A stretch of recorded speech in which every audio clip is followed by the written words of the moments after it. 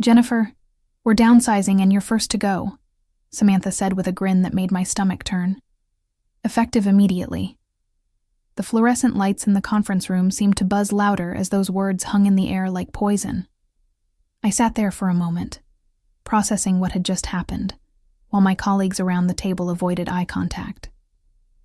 After 14 years of dedicated service to Westbrook Dynamics, this was how it ended. "My name is Jennifer Calloway. I'm 46 years old, and until this morning, I was the senior account manager at Westbrook Dynamics in Charlotte, North Carolina. For the past 14 years, I had poured my heart and soul into this company, managing some of our largest corporate accounts and building relationships that went far beyond simple business transactions. I wasn't the flashiest employee, I didn't play office politics, and I certainly didn't kiss up to management. But I was reliable, consistent, and deeply respected by everyone who mattered. Our clients. When Samantha Kerr took over as our new department head 6 months ago, I knew trouble was brewing. She was one of those people who confused being loud with being effective, who thought that shaking things up was automatically an improvement. During her first week, she made it clear that she wanted to revolutionize our approach to client relations. She scheduled unnecessary meetings, implemented new tracking systems that nobody asked for, and constantly questioned methods that had been working perfectly for years. "I think we need to inject some fresh energy into this department," she had announced during one of her endless staff meetings. "Some of these account relationships have gotten a little too comfortable, a little too personal. We need to maintain professional distance." I remember thinking at the time how wrong she was, but I held my tongue. In my experience, business relationships built on genuine trust and personal connection were the strongest foundation a company could have. But Samantha saw things differently. She viewed my long-standing relationships with our key clients as a threat to her authority, rather than an asset to the company. She didn't understand that when David Chen from Solar Tech Industries called me directly, instead of going through the main switchboard, it wasn't because I was overstepping boundaries. It was because we had built a relationship based on 14 years of mutual respect and successful collaboration. As I sat in that cold conference room, watching Samantha's satisfied expression, I realized that this moment had been inevitable from the day she walked through our doors. She had been looking for a reason to get rid of me, and the convenient excuse of company downsizing had finally given her the ammunition she needed. What she didn't realize was that she had just made the biggest mistake of her professional career. Looking back, I should have seen the signs earlier. The way Samantha would interrupt my client calls, insisting on being included in conversations that had been perfectly fine without management oversight for years. The way she scrutinized every expense report I submitted, questioning lunch meetings that had been standard practice since before she was even out of college. The way she would make snide comments about old-school approaches during team meetings, always looking directly at me when she said it. My relationship with Westbrook Dynamics hadn't always been this complicated. When I started here 14 years ago, fresh out of a nasty divorce and desperately needing stability for my 2 young children, the company felt like a lifeline. My previous boss, Robert Harrison, had taken a chance on me despite my limited experience in account management. "Jennifer," he had told me during my interview, "I can teach someone the technical aspects of this job, but I can't teach genuine care for people. You have that quality, and that's what makes great account managers." He was right. Over the years, I had developed relationships with our clients that went far beyond the typical vendor-customer dynamic. When Thomas Reed from Grandstone Manufacturing was going through his father's illness, I was the one who helped coordinate delivery schedules around his family obligations. When Patricia Vance from Emerald Marketing was launching her new division, I worked overtime to ensure her project timeline was met, even when it meant sacrificing my own weekend plans. When Michael Torres from Nexus Development was celebrating his daughter's graduation, I was the one who remembered to ask about it during our quarterly review meeting. These weren't just business relationships. They were human connections built on years of trust, reliability, and genuine concern for each other's success. My clients didn't just work with Westbrook Dynamics because of our competitive pricing or our service offerings. They worked with us because they knew that when they called, they would get someone who understood their business, remembered their challenges, and cared about their outcomes. But Samantha saw all of this as unprofessional. During one particularly uncomfortable meeting 3 weeks ago, she had pulled me aside and said, "Jennifer, I need you to understand that our clients are paying for a service, not a friendship. I think you've gotten a little too emotionally invested in these relationships." I had bitten my tongue then, but I should have known that was her way of building a case against me. The irony wasn't lost on me, that while Samantha was criticizing my emotional investment, our department consistently outperformed every other division in the company. Our client retention rate was 94%, our average contract value had increased by 30% over the past 3 years, and our customer satisfaction scores were consistently the highest in the industry. But none of that seemed to matter to someone who was more interested in asserting her authority than understanding what actually made the business successful. The final nail in my coffin came 2 weeks before that fateful Monday meeting, during what should have been a routine client review. Patricia Vance from Emerald Marketing had called me directly, as she always did, to discuss some concerns about a project timeline. It was a simple conversation, the kind I had handled hundreds of times before. But this time, Samantha insisted on joining the call.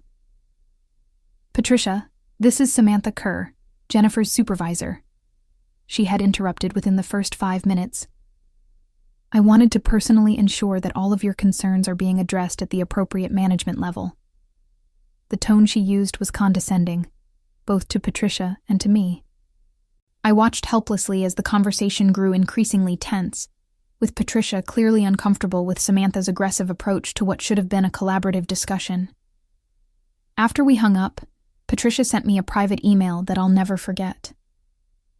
"Jennifer, I've been working with you for 8 years, and I've never had to deal with someone speaking to me like I'm a problem to be solved rather than a partner to be supported. Is this the new direction for Westbrook Dynamics? Because if it is, we need to have some serious conversations about our future together." I forwarded that email to Samantha, thinking it might help her understand the damage her approach was causing.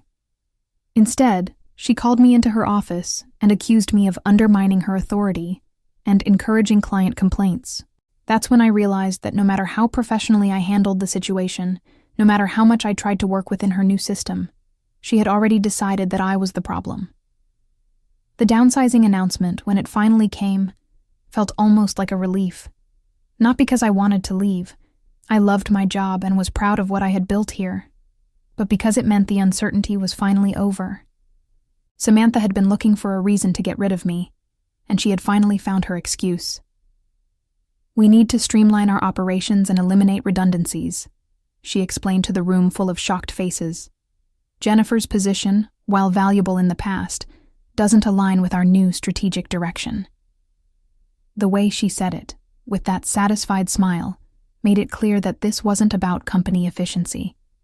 This was personal. As I packed my belongings that afternoon, my colleagues kept stopping by my desk to express their disbelief and anger. "This is insane," my teammate David whispered. "You're the backbone of this department. How can they think this is a good idea?" But I just smiled and thanked him for his support.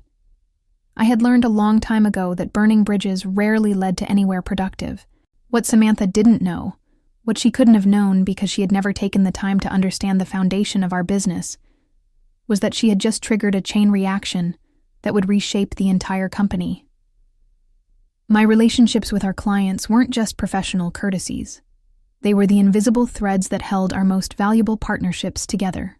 I spent Monday evening at home, sitting on my porch with a glass of wine, watching the sunset paint the Charlotte skyline in shades of orange and pink. For the first time in months, I felt a strange sense of peace. The constant tension of walking on eggshells around Samantha was gone, replaced by an odd combination of uncertainty and liberation. My phone had been buzzing all afternoon with messages from former colleagues expressing their outrage, but I had turned it off around dinner time. I needed space to think. By Tuesday morning, my phone was exploding with notifications. I had 17 missed calls, 43 text messages, and 67 emails. My first thought was that something had happened to one of my children. so I quickly scrolled through the messages with growing confusion. They weren't personal emergencies. They were business calls from my former clients. The first voicemail was from Thomas Reed at Grandstone Manufacturing, and his voice was tight with barely controlled anger. "Jennifer, I just heard what happened. This is absolutely unacceptable. I've been trying to reach someone at Westbrook since yesterday afternoon, and nobody seems to know anything about our upcoming project deadlines. I need to speak with you immediately about our contract." The second message was from Patricia Vance at Emerald Marketing, and she sounded even more upset. "Jennifer, they can't just eliminate you without consulting their major clients. We have 3 active projects with deadlines next month, and you're the only person who understands the specifications. I've left 4 messages for your replacement, and apparently, they haven't assigned one yet. This is a disaster." As I continued listening to the voicemails, a pattern emerged. Every single one of my major clients had called, not just to express sympathy for my situation, but to voice serious concerns about the continuity of their projects. David Chen from SolarTech Industries was particularly direct. "Jennifer, I don't know what kind of game Westbrook is playing, but if they think they can just remove the one person who actually understands our business and expect us to start over with someone new, they're out of their minds. Call me back. We need to talk." I made myself a cup of coffee and started returning calls. The conversations that followed were both heartwarming and professionally explosive. Every client expressed genuine personal concern for my well-being, but more importantly, they all shared the same sentiment. They had been working with Jennifer Calloway, not just Westbrook Dynamics, and my sudden removal felt like a betrayal of their business relationship. "Jennifer," Patricia said when I called her back, "I want you to understand something. When we signed our contract with Westbrook 3 years ago, it was because of you. Yes, your company had competitive pricing, but what sealed the deal was knowing that we'd have someone who actually cared about our success. If you're not there anymore, then honestly, I'm not sure why we should be either." Michael Torres from Nexus Development was even more blunt. "I've been in this industry for 25 years, he told me. "I've worked with dozens of vendors, and most of them see us as just another account number. You've always treated us like a partner. That's not something you can just replace with whoever they pull from their staff roster." By noon on Tuesday, I had spoken with all 5 of my major clients, and the message was unanimous. They wanted me to know that their loyalty had been to me personally, not just to the company I worked for. Several of them asked if I was planning to land somewhere else soon, because they would be very interested in continuing our business relationship in whatever form that might take. That's when I realized that Samantha had made a catastrophic miscalculation. She had assumed that client relationships were interchangeable, that the value I brought to the company was easily replaceable with someone else who could read from the same scripts and follow the same procedures. She didn't understand that business relationships, particularly in our industry, were built on trust that took years to develop and could be destroyed in an instant. Wednesday morning brought the first wave of formal consequences. I was having breakfast when my phone rang with a call from Patricia Vance, but this time her tone was purely business. "Jennifer, I wanted to let you know that I'm sending a formal letter to Westbrook Dynamics this morning, requesting an immediate meeting to discuss the future of our contract. After yesterday's conversation, my team and I spent the evening reviewing our agreement, and we discovered that there's a clause allowing us to terminate for cause if there are material changes to the service team without our consent." I nearly choked on my coffee. "Patricia, I don't want you to make any decisions that might hurt your business just because of what happened to me. This isn't about loyalty, Jennifer, though I appreciate everything you've done for us over the years. This is about protecting our business interests. We have critical projects launching next quarter, and the institutional knowledge you've built about our operations isn't something that can be transferred in a training session. If Westbrook wants to maintain our partnership, they need to figure out how to get you back involved, whether that's reversing their decision or arranging some kind of consulting agreement." An hour later, David Chen called with similar news. "Jennifer, I'm formally requesting a contract review meeting with Westbrook's senior management. If they can't provide adequate assurance that our project timelines and quality standards will be maintained without you, then SolarTech will need to explore other options. I've already had my team reach out to 3 of your competitors for preliminary discussions." By Thursday, the situation had escalated beyond anything I could have imagined. Thomas Reed from Grandstone Manufacturing didn't just request a meeting. He sent a formal notice of contract termination, effective in 30 days, unless Westbrook could restore the service team configuration that was in place when this agreement was originally executed. His letter was copied to Westbrook's chief executive officer, their general counsel, and the entire board of directors. Michael Torres took a different approach. Instead of threatening termination, he suspended all current projects pending a comprehensive review of service capabilities and personnel changes. This effectively froze over $2 million in active contracts until Westbrook could provide guarantees about project continuity. The most devastating blow came from Patricia Vance on Friday. She didn't just threaten to leave, she actually did it. Her termination letter was short and professional. Due to material changes in account management personnel without client consultation, Emerald Marketing is exercising its right to terminate this agreement effective immediately. We will be transitioning our business to a vendor who can provide the level of personalized service and institutional knowledge that our projects require. That same day, I received a call from someone I hadn't expected to hear from. Robert Harrison, my former boss who had retired 3 years earlier. "Jennifer," he said, "I hope you don't mind, but Patricia Vance called me this morning. She wanted my perspective on the situation at Westbrook. And she also wanted to know if I had any recommendations for alternative vendors." He paused for a moment before continuing. "I told her that the best vendor I could recommend was you, if you were interested in starting your own consulting practice." The idea hadn't occurred to me before, but as Robert explained it, the concept made perfect sense. You have the relationships, you have the expertise, and you have the trust. All you need is the business structure. Patricia indicated that if you were to start your own firm, Emerald Marketing would be very interested in becoming your first client. By the end of that week, I had received similar inquiries from 3 other former clients. What had started as a termination was rapidly becoming the foundation for something entirely new. Monday morning of the following week, I decided to drive past the Westbrook Dynamics building on my way to meet with a business attorney. I wasn't being vindictive. I genuinely wanted to see how the company was handling the crisis that had been building over the past week. What I saw in the parking lot told me everything I needed to know. Samantha's car was there at 7:30 in the morning, along with vehicles belonging to 3 members of the senior management team. Emergency meetings were clearly in session. Later that day, my former colleague David called me with an update that was both shocking and completely predictable. "Jennifer, you need to know what happened this morning." Samantha called an all-hands meeting at 8 a.m., and she looked like she hadn't slept in days. Apparently, the executive team spent the entire weekend in crisis management mode. According to David, the scope of the client relations disaster was even worse than I had realized. In addition to the 3 major accounts that had already terminated or suspended their contracts, 2 other significant clients had requested meetings to reevaluate their vendor relationships. The company was facing the potential loss of nearly 60% of their major account revenue, all within a span of 2 weeks.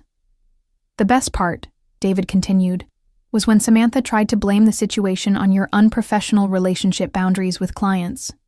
She actually suggested that you had somehow manipulated these companies into retaliating against Westbrook. The executive team didn't buy it for a second.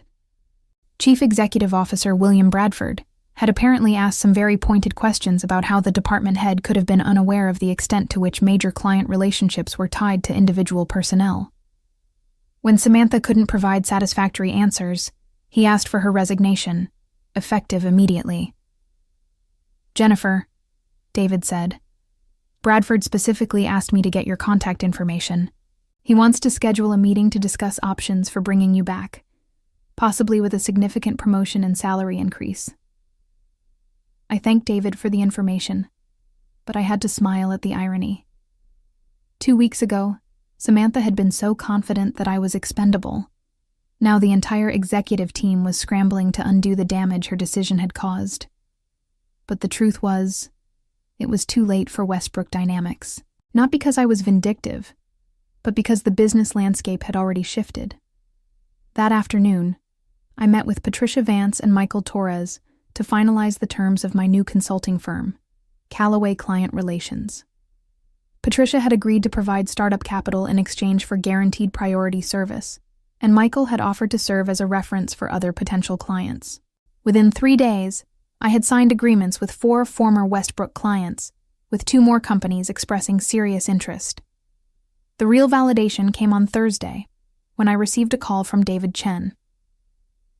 "Jennifer, I wanted you to know that SolarTech has decided to terminate our contract with Westbrook effective next month. But more importantly, I wanted to ask if you'd be interested in a very different kind of business arrangement." What David proposed was beyond anything I had imagined. SolarTech was expanding their operations and needed someone to manage relationships with multiple vendor partners. Instead of just hiring me as a consultant, they wanted to bring me on as their vice president of vendor relations, with a salary that was nearly double what I had been making at Westbrook. "The position is yours if you want it," David said. "But I wanted to run it by you first, because I know you've got your own consulting firm getting started." For the first time since this whole ordeal began, I found myself facing a choice between 2 excellent options, rather than scrambling to recover from someone else's poor decision. Tuesday morning, exactly 2 weeks after Samantha had gleefully announced my termination, I made my decision. I called David Chen and accepted the position at SolarTech Industries, with one condition. I wanted to maintain my consulting firm for select clients on weekends and evenings. He agreed immediately, understanding that my outside relationships would only strengthen my ability to serve SolarTech's vendor management needs. The news spread quickly through Charlotte's business community. By Thursday, I had received congratulatory calls from 6 different industry contacts, including 2 executives from companies that had never worked with Westbrook Dynamics. Word was getting out that the clients hadn't just left Westbrook, they had followed me to something better. Friday afternoon brought the most satisfying moment of this entire experience. William Bradford from Westbrook Dynamics called me personally to make one final attempt at bringing me back. His offer was generous: department head position, 40% salary increase, guaranteed autonomy, and a formal apology from the board of directors. But it was too late. "Mr. Bradford," I told him, "I appreciate the offer, but I've already accepted a position that offers me both financial growth and professional respect. More importantly, I've learned that my value isn't dependent on any single company's recognition of it." The conversation was cordial, but brief. There was no point in dwelling on what might have been when the future was already so clearly mapped out ahead of me. That weekend, I received the final piece of news that completed this entire saga. David from my old department called to let me know that Westbrook Dynamics had announced they were closing the Charlotte office and consolidating operations with their facility in Atlanta. The loss of major clients had made the local operation financially unsustainable. "Jennifer," he said, "I hope you know that everyone here understands what really happened. Samantha destroyed in 2 weeks what took you 14 years to build." I felt no satisfaction in Westbrook's downfall, only a quiet sense of vindication that my contributions had been valuable, even if one person had been too blind to see it. 6 months later, I was settling into my new office at SolarTech Industries, looking out at the Charlotte skyline through floor-to-ceiling windows. My title was Vice President of Strategic Partnerships, and my responsibilities had grown far beyond what I had originally been hired to do. David Chen had been right when he predicted that my relationship-building skills would be valuable in multiple areas of their business. Callaway Client Relations had also flourished beyond my expectations. What started as a way to maintain relationships with 4 former clients had expanded into a boutique consulting firm specializing in B2B relationship management. I was working with 12 companies now, and had turned down 6 others because I didn't want to compromise the quality of service by growing too quickly. The most unexpected development came when Patricia Vance recommended me to speak at the Regional Business Leadership Conference about the importance of personal relationships in professional settings. The presentation went so well that I was invited to write an article for Business Excellence magazine about the hidden value of authentic client relationships. 2 weeks ago, I received a LinkedIn message from someone I hadn't heard from in months, Samantha Kerr. She had found a new position with a smaller firm in Raleigh and wanted to congratulate me on my success and clear the air about any past misunderstandings. I read the message twice before deleting it without responding. Some bridges, once burned, weren't worth rebuilding. Yesterday, I had lunch with Robert Harrison, my former boss who had first encouraged me to value relationship building over transaction-focused thinking. "Jennifer," he said over dessert, "I've been watching your career progression with great pride. You've proven that doing the right thing, even when it's not appreciated, eventually leads to recognition from people who matter." Looking back on everything that happened, I realized he was absolutely right. As I sat in my new office, watching the bustling activity of a company that valued what I brought to the table, I understood that Samantha's cruel grin that Monday morning had actually been a gift in disguise. Sometimes the best revenge isn't plotting someone's downfall, it's building something so successful that their betrayal becomes irrelevant to your happiness.